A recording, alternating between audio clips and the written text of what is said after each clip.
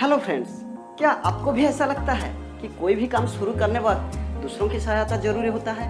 अगर ये आप जानना चाहते हैं तो आज का ये वीडियो आप लास्ट तक देखिए और हाँ, लाइक शेयर और सब्सक्राइब भी कर दीजिएगा। और आप ये वीडियो कितने लोगों को शेयर किया है ये जरूर कमेंट बॉक्स में मुझे लिखिएगा। नमस्कार दोस्तों, मैं चंदन प्रामाणिक, इम्यूनिटी एक्सपर्ट, आज फिर से आप लोगों के सामने और एक मज़ेदार कहानी लेकर हाजिर हूँ। ये कहानी एक चिड़िया और किसान का है। एक गांव में एक किसान रहता था। उसका गांव के बाहर एक छोटा सा खेत था।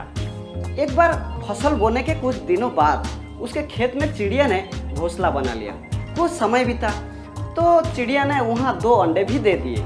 उन अंडों में से 2 छोटे छोटे बच्चे निकल आए। वे बड़े मज़े से उस खेत में अपना जीवन गुजारने लगे।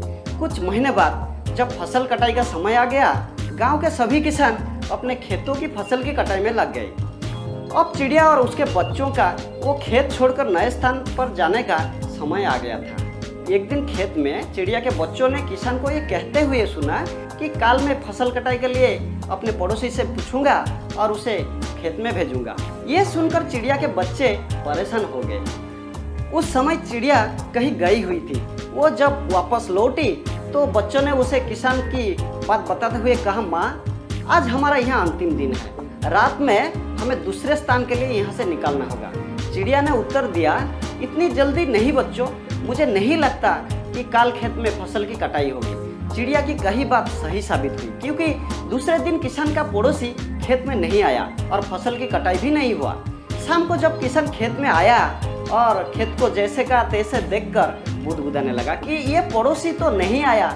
ऐसा करता हूँ, कल अपने किसी रिश्तेदार को भेज देता हूँ। चिड़िया के बच्चों ने फिर से किसान की बात सुन ली और परेशान हो गए। जब चिड़िया को उन्होंने ये बात बताई तो वो बोली, तुम लोग चिंता मत करो, आज रात हम जाने की जरूरत नहीं है। मुझे नहीं लगता कि किसान का रिश्तेदार आएगा। ठीक ऐसा ही हुआ और किसान का रिश्तेदार अगले दिन भी खेत नहीं पहुंचे।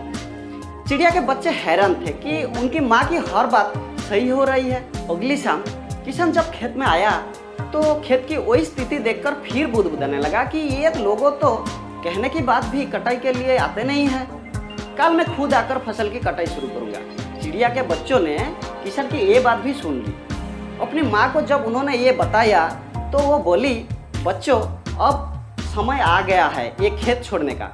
हम आज रात ही ये खेत छोड़कर दूसरी जगह चले जाएंगे।